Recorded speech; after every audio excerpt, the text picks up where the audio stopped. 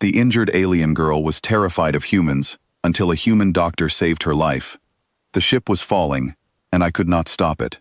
Metal screamed around me, and the sky outside the window turned from black to orange to nothing at all.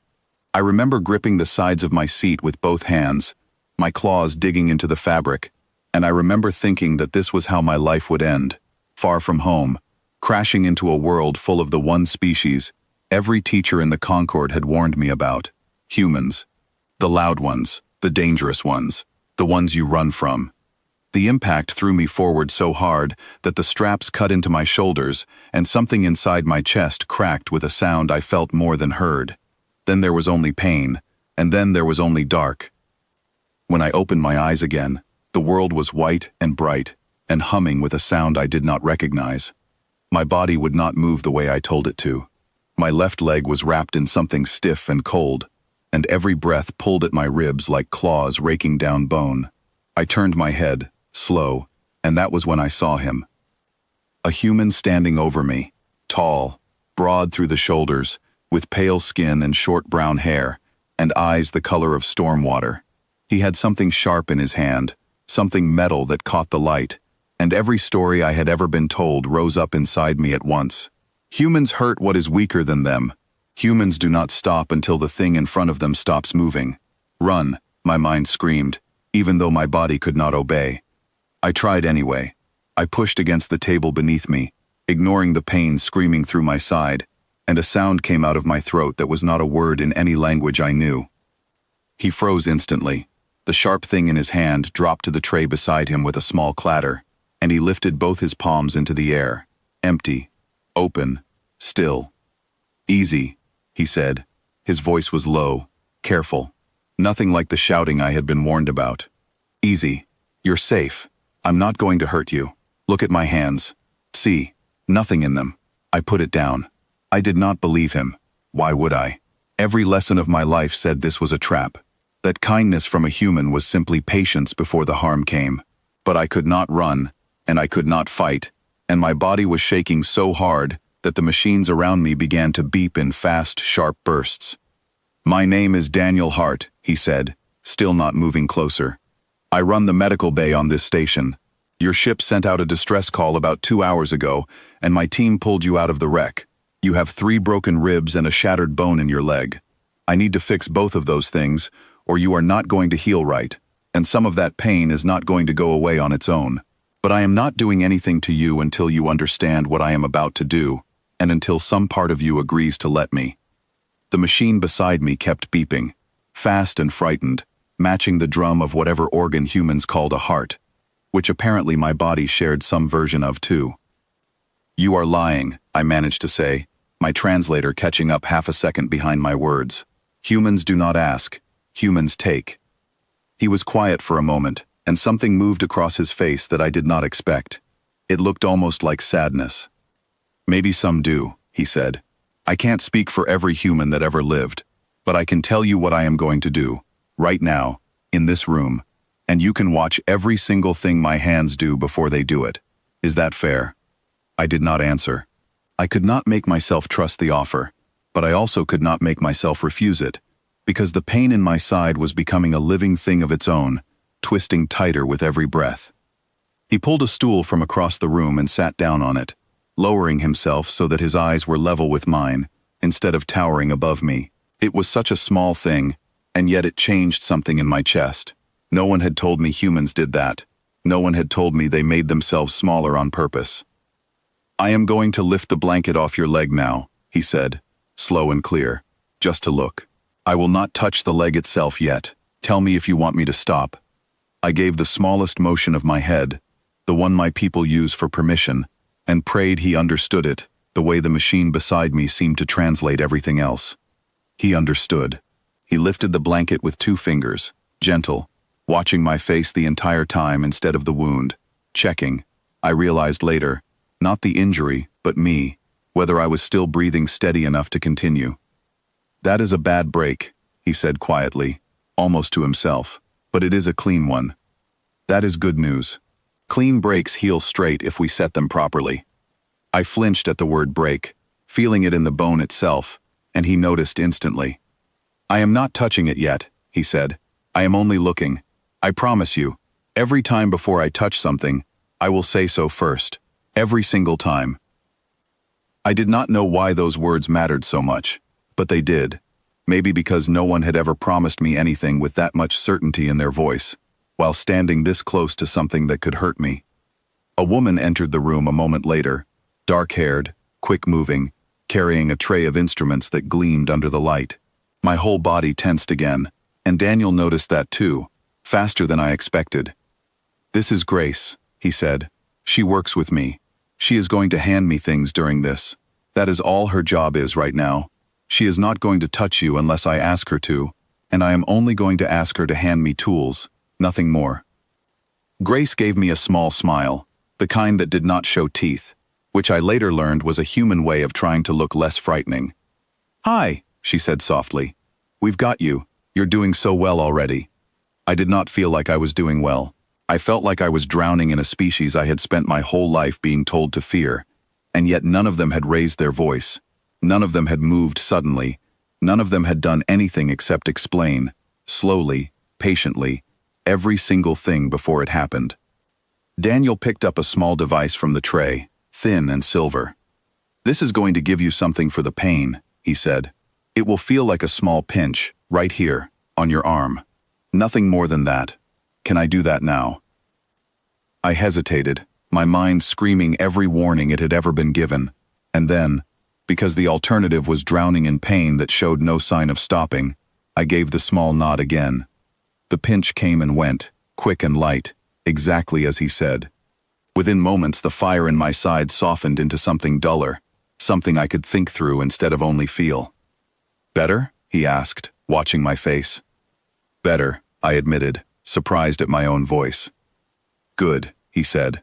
"Now for the leg. This part is going to hurt, even with the medicine, because we need to set the bone back into place. I wish I could tell you otherwise, but I would rather you trust the truth than be surprised by a lie." Something in me eased, strangely, at being told the truth instead of a comfort. It felt like respect. It felt like something my own people did not always offer to strangers, let alone to someone from a world they had been raised to fear. "I am ready," I said, and I meant it more than I expected to. What came next was pain, real and sharp, but it passed the way a wave passes, rising and falling, instead of drowning me the way I feared it would. Daniel's hands moved exactly the way he described them, slow, deliberate, stopping the instant I made a small sound, waiting until I nodded again before continuing. Grace stayed at my side the whole time, her voice steady, telling me small things. That the station outside had a window looking out over a blue moon, that the coffee in the cafeteria was terrible, that I was doing better than half the humans who came through this bay for the same procedure. By the time it was finished, my leg rested in a stiff brace, and my ribs were wrapped tight enough to hold, and I was breathing slow and even for the first time since the crash. "You did that," Daniel said, setting his instruments down. "That was you, staying steady through all of it. Not me." I did not know what to say to that. No one had ever praised me for surviving something before. Surviving was simply what you did, in silence, alone. Over the days that followed, something in me kept waiting for the moment the stories would prove true. The moment the kindness would turn. The moment Daniel or Grace would show me the version of humanity I had been warned about since I was small enough to be carried. That moment never came. Daniel checked on me, morning and evening, always announcing himself before entering, always explaining before he touched anything, always asking before he adjusted the brace or checked the wrap around my ribs. Grace brought food that my body could digest, testing small portions first, checking a device against my skin before letting me try each new thing, in case my system reacted badly to something built for humans. On the fourth day, a man I had not met before walked past my room, tall, quick, glancing in through the glass with an expression I did not like, sharp and unreadable. I tensed instantly, old fear rising in my chest before I could stop it. Daniel noticed, the way he seemed to notice everything. "That's Nathan Pierce," he said. "He runs security on this station. He looks serious because that is his job, not because he means you any harm. Would it help if I asked him to introduce himself properly, so he is not just a stranger passing by your door?" I nodded, still uncertain, and an hour later Nathan came in, slower than before, hands visible, voice quiet. "Sorry if I looked unfriendly earlier," he said, force of habit. "Glad you made it through the crash.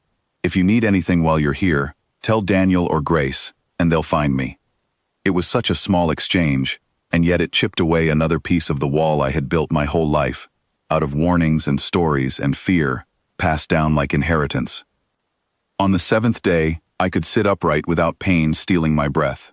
On the 9th day, I could laugh, badly, at one of Daniel's terrible jokes, one that made no sense until he explained the wordplay twice, and even then it was strange. But it was the kind of strange that made me want to understand more of it, not less. It was on the 11th day that I finally asked him the question that had been building in me since the very first night. "Why are you not like the stories?" I asked. He set down the tablet he had been writing on and looked at me directly, the way he always did, eyes level, hands still. "What stories?" he asked. "That humans are hungry for harm," I said. "That you cannot be trusted near anything smaller or weaker than yourselves. That kindness from you is only patience before you strike." He was quiet for a long moment, longer than I expected, and when he spoke again, his voice had changed, softer, more careful, like he was choosing each word the way he chose each movement of his hands during the surgery. "I won't tell you those stories came from nothing," he said. "Somewhere out there, probably, there really is a human who would prove every one of them true. We are not a simple people. We have done terrible things to each other, across our own history, and the honest ones among us know it and do not pretend otherwise." "Then why help me?" I asked. "Why help someone from a world that taught its children to be afraid of yours? Because you were a person in pain," he said simply, "and I am a person who knows how to help. That is the whole reason. It does not need to be bigger than that. Somebody has to be the one who shows up anyway, even when the story says they shouldn't. I decided a long time ago that I would rather be that person than be right about being afraid." I looked down at my leg, healing straight and true inside its brace, set by hands that could have chosen cruelty instead, and chose gentleness, every single time, without needing to be asked twice. "My people will hear of this," I said. "I will make certain of it." He smiled then, the small, tired smile of someone who has done this many times before, and still means it every single time. "Tell them whatever you like," he said. "I am just glad you are going to walk on that leg again." 3 weeks after the crash, a Concorde retrieval ship arrived to carry me home. Grace hugged me before I left, careful of my healing ribs, and Nathan gave me a short nod that felt, somehow, like real respect rather than mere politeness. Daniel walked me to the docking bay himself, matching his pace to mine so I would not have to hurry on a leg, still learning to trust itself again. "Safe travels," he said, "and Ithri, whatever they taught you before you got here, you get to decide what you teach the next person after you." I carried that sentence with me through the long journey home, turning it over every night the way my people turn over a smooth stone, worn soft with handling. When I returned to my clutch, to my tutors, to the halls where I had first learned every fearful lesson about the loud, dangerous species from the crowded blue world, I told them the truth of what happened to me. I told them about the ship falling, about the pain, about waking to a face I had been trained since birth to run from. I told them about Daniel's empty hands raised in the air, about Grace's quiet voice describing coffee and moons, about Nathan's short apology for a look he could not help wearing. I told them about every promise kept, every warning given before a single touch, every small kindness offered without asking anything in return. The stories we were told were not entirely lies, I said to them, standing before the same tutors who had once filled my head with warnings. But they were missing the only part that actually mattered. They never told us that when something smaller and frightened and far from home lies broken in front of them, humans do not ask what world you come from before they decide to save you. They simply start setting the bone.